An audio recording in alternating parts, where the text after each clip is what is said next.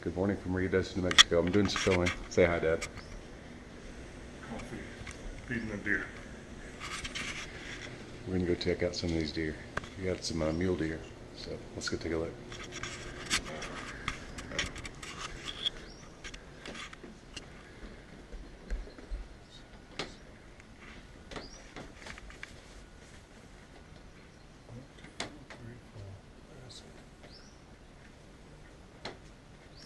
Hey, double.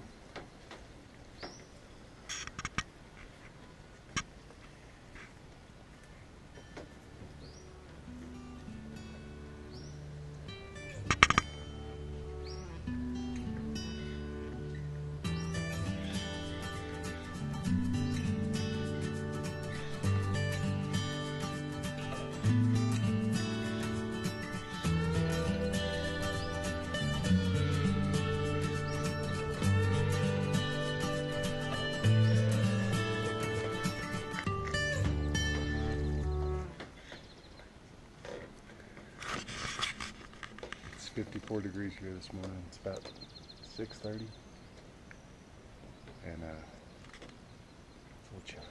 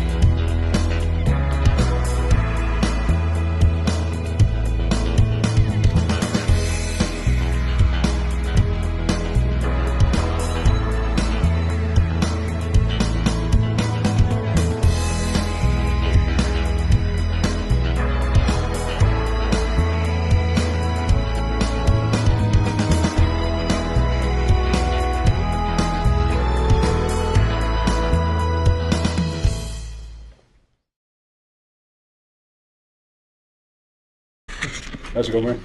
It's going pretty good. What's your name? Michael Downs. Oh, you're gonna interview me. Oh, I got a couple ramen right here. Yeah, oh, you're good. But yeah, we came out here to Ruidoso, and we're heading up the gondola right now. And got fortunate enough to got one of the guys who was telling us about the fire in 2012. Can you tell us a little bit about it? Yeah, it was 2012. It was called the Little Bear Fire. It burned over a mile past that way, that hill. It was over 48,000 acres burned, and over 400 structures of those were burned down. Over 250 of those were homes. Fire could have been prevented, but Ruidoso didn't act on it real quick, and so it took off from them with the wind and weather. Also, this mountain is actually very sacred to the Mescal Apache people. You guys familiar with the Apache people that are around here? The indigenous people? Well, the indigenous people, the land is actually just right over there, right around the ridge over there. The reason why this mountain is actually very sacred to us is because this is where we believe we were brought up from life. This is where we believe our mom was. Our mom, she had a child, and she was praying to her creator and the ancestors and asking for more people because she was feeling lonely up here. And so she put the baby in water, and she brought her back out, and she said, "Can I please have more people? I'm lonely." Well, the creator and the ancestors actually responded back, but they responded back in a different way. They actually brought a group of Asians. When the Bering Strait was here, the land bridge, the Bering Strait, a group of Asians actually crossed that Bering Strait and came to North America. And those are all the indigenous people that spread out, are all from that tribe. It was called the Athabascan tribe. Now, the Athabascan tribe settled here in Mescalero, right here at Sierra Blanca, because of 3 rivers and 2 rivers. The reason being because of water. Water is life, right, guys? Well, with that, Mescal Apache people are actually the closest descendant to that tribe that came from Asia. If you guys look at me, I look a little Asian. That's the reason being, is because I'm actually part Asian. I have that culture in me. Well, a little funny story that one of my teachers had told me when I was in Albuquerque is that there were 2 Native Americans that went on a trip to Asia. And they were with some other people, and they went over there. But when they were walking by these 2 Asians, they were talking to each other. And those 2 Native Americans, they actually understood every word that they had said. And they looked at each other shocked. Like, they were speechless. Like, did you just understand that? And they looked at each other like, yeah, we both just understood that. We caught on to that. And so the tour guide that was giving the tour, he was like, "You guys all right? You guys good?" Because it looked like they seen a ghost or something. And so the guy was like, "You all right?" And they're like, yeah, we're fine. We understood every word that they just said. And then everyone was just in shock and like, oh, well, a lot of people don't know that that Athabascan tribe, it's all those indigenous people that are out through North America, from Canada all the way down to Mexico. No, Mexico. Another reason why this mountain is actually very sacred is because this is where we believe our mountain gods came from. Gajes, you guys ever been to the Inman gods? You guys know those statues? You ever wonder what those statues are? They actually represent something. Those are called mountain gods. Gajes, translated in Apache. Well, the reason why we have them in our culture and call them mountain gods, because we believe this is where they came from. They came from this mountain, one of 4 sacred mountains. Guadalupe, Cerro Blanca, 3 sisters, and there's one in Mexico that I'm not too sure of. But those mountain gods, they came from the mountains, and they came to the Mescalo Apache people, and they showed them the way of life. They said, this is what you should eat. This is what you should use for tea, for your health. This is the path you should follow. This is what time you should be back home. This is what you guys should do. They led us into a good path. So that's why, if you ever look back into history of the Native Americans, they were actually very healthy. They used the nature around them. And whenever they started getting sick and everything, that was when the Spaniards came, because the Spaniards brought all the diseases with them. And so they started dying off because of diseases. We didn't know how to fight back with the diseases. I can't talk, but the diseases. I can't say it now. But anyway, that's why we have this mountain so sacred to us. I'm very fortunate. I'm glad that I'm able to talk to you guys like this and tell you guys this tour. I mean, this is the one I tell my guides, my zipliners, every time I come up with them. I tell them about why the mountain is sacred, why we believe in it so much. And even to this day, we have a lot of belief into our culture. One of my friends, he was dancing. He's one of the mountain gods. He dances, and when he was dancing, he actually felt the energy, the bad energy that he was taking in. They take in the bad energy, they chase off the bad, the evil, and all the bad spirits and all that. The Lapaya, the little clown, the guy that's in the back, the white one, he's the one that heals everyone. He's the one that takes in the sickness. If anyone's sick, he takes it in. He prays for them. He prays hard, dances hard. The harder you dance, the more you take in. Well, with my friend, that's what happened. He was dancing hard all night long. And then when it got to the last song, it was every last song, every night. It was hard for him to pick up his feet, but he had to keep going with the beat. And so he kept going. He fought through what his weakness was. Well, at the end of the feast, when the feast was all over with, the 4 days, he was done. And he went to the medicine man and said, can you pray for me? I'm not feeling good. It's not feeling good. I'm feeling low energy. Well, the medicine man thought it was just another prayer. So he started praying for him. But when he felt the energy coming off of him, he started praying seriously and started actually doing a full solid prayer from toe to head. And so when he did that, my friend said that at one point when he was saying his prayer, that he felt the energy actually leave his body and go up. He didn't know what it was, but it was goosebumps, and something came out of his body. He said he couldn't explain it, doesn't know how to explain it, but something came out. And then after the medicine man was done and everything, he said that, what happened out there, bro? You alright? And he goes, yeah, I'm fine. It's just I started getting sick. Every step was harder and harder. I couldn't do it. I was just forcing myself, man. And he goes, you did good. You did what you're supposed to do. I haven't seen this in years, and you're doing what you're supposed to do. And so that medicine, I believe in it so much, even to this day. And so that's why our medicine is still high powered to this day. And it's kind of sad that our culture is actually dying to technology and everything. Not a lot of kids are actually catching on to the culture. A lot of them are actually choosing technology over the culture. So they're actually paying more attention to that instead of what needs to be taken care of, which is our nature around us, because we live on this land.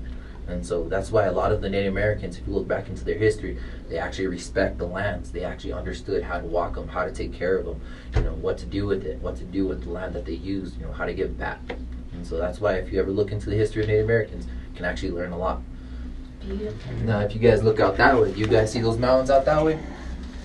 Those mountains right there are called the Capitan Mountains. But if you guys, those Capitan Mountains, there is actually some very, very big part of U.S. history came from that mountain right there. Now, in the 50s, there was a fire. When that fire came through, there was some hotshots that were coming up digging their line, right? Well, when they were digging their line, they seen a bear up in a tree. His paws were burnt and singed. They weren't doing good, nothing. And so he wasn't going to come down anytime soon. So what they did is they climbed up the tree, got him, and brought him down. After that, they took him to base camp. Base camp took him to a veterinarian. Veterinarian brought him to good health. Well, Washington had heard that this little bear had survived that fire. They called him Hotfoot Teddy. That was his first name, Hotfoot Teddy. But when Washington heard, they wanted to throw a pair of boots, pants, and a hat on top of him and call him Smokey Bear. And so he took him to Washington, D.C., and they had him in the zoo there. And they toured him around as well. Well, when they toured him around, they were using him as that icon for wildfires. Now, Smokey Bear actually lived a lot longer life than any ordinary bear. He lived over 30 years. When he passed away in the 90s, though, Washington had buried him in Harlington Cemetery, that big cemetery for soldiers and everything, for honor and pride. Well, they had him buried there for honor and pride for doing a good service for the U.S.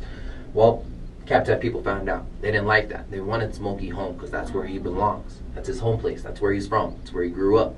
Well, what Capitan did is they got an active congressman to get him redug up and buried back at home. So what you guys can do, actually, when you guys are done checking out your view and everything, you guys can actually go to Capitan and actually check out Smokey Bear's grave. Check out his, memorial that they have set up for him.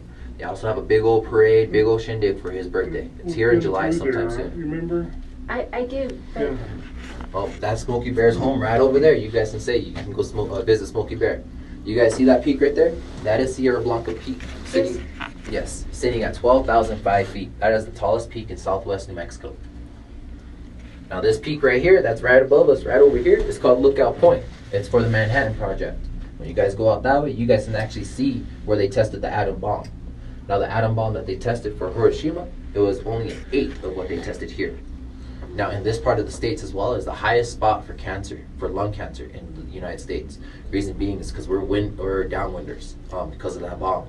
All the radiation came this way. Tularosa, Las Cruces, Alamogordo, Capitan, Ruidoso, Mescalero, even Roswell said they seen a second sun come out of nowhere. And that was from the atom bomb that the military had tested right out over here in Tularosa Basin.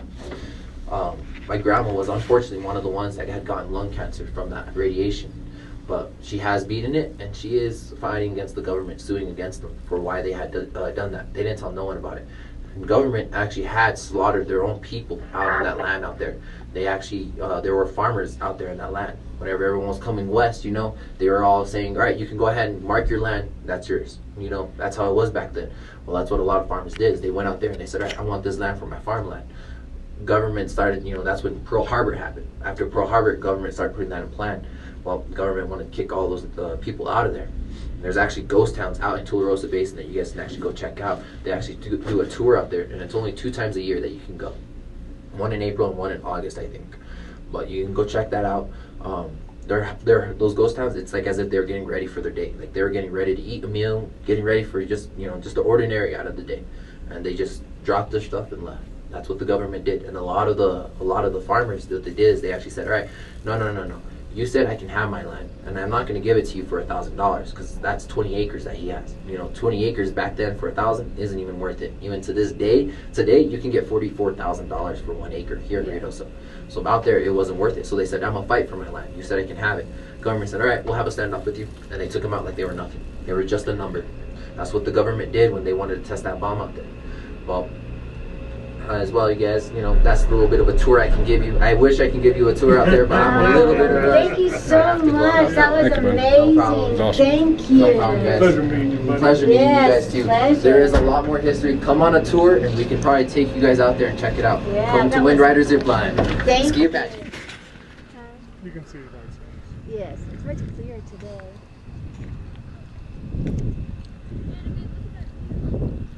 I mean, we're still in the clouds, but it's not. Welcome to the top of the mountain.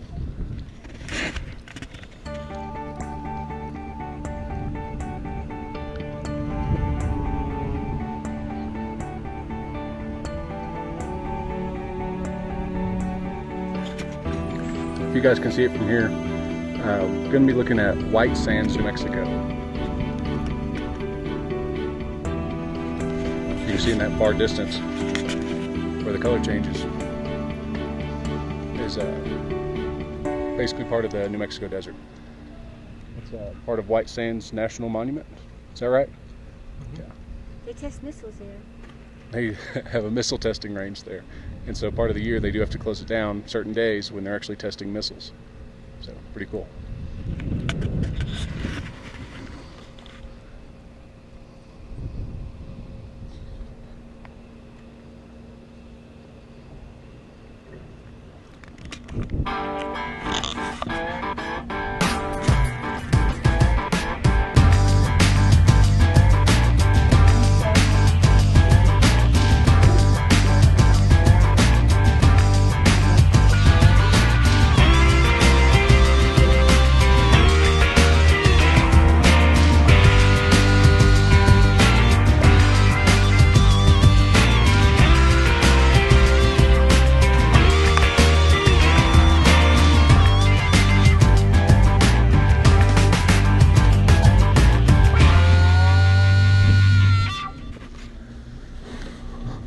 We're just about done with the gondola ride, and a herd of elk just ran out. If you guys can see that, that's incredible.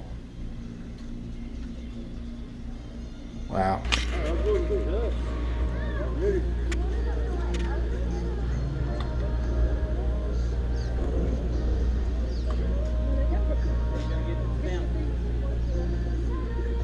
Oh, on the right. They're all cow. The yellow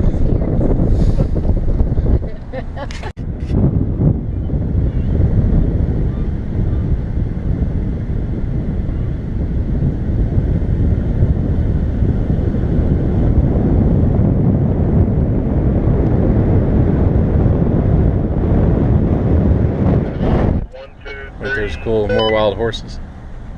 Stop.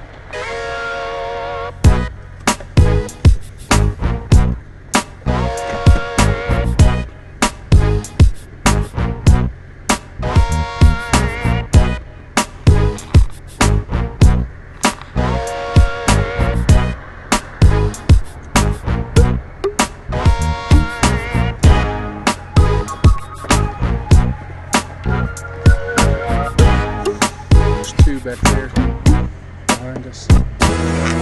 Right off the highway. Unbelievable. That is truly incredible, guys. If you guys are from areas where this is common, awesome for you, but I'm not, so this is truly amazing for me.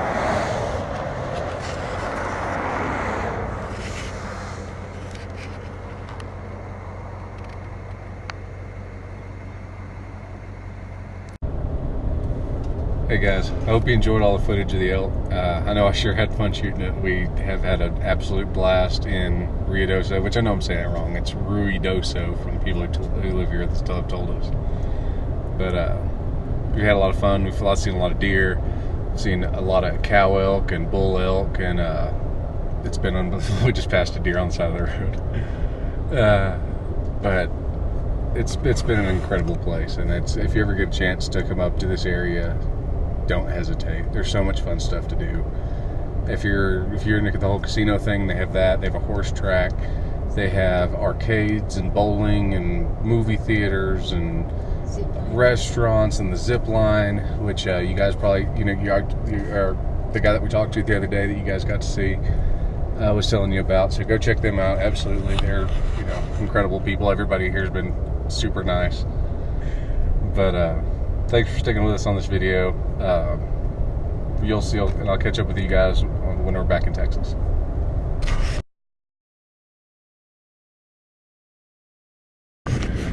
Look at that. That's mature. That's a big sized deer. He'll grow some big horns. But the elk are up there straight ahead up there on the inside.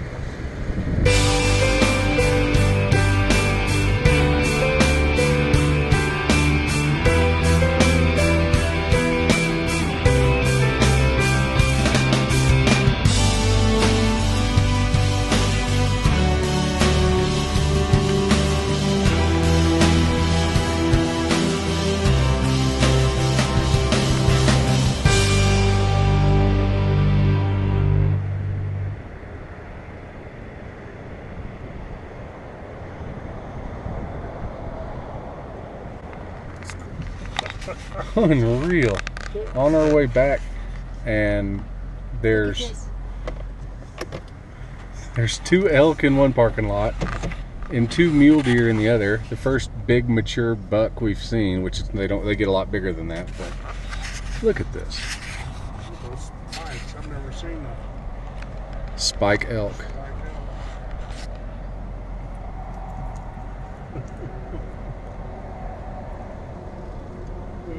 Let's go.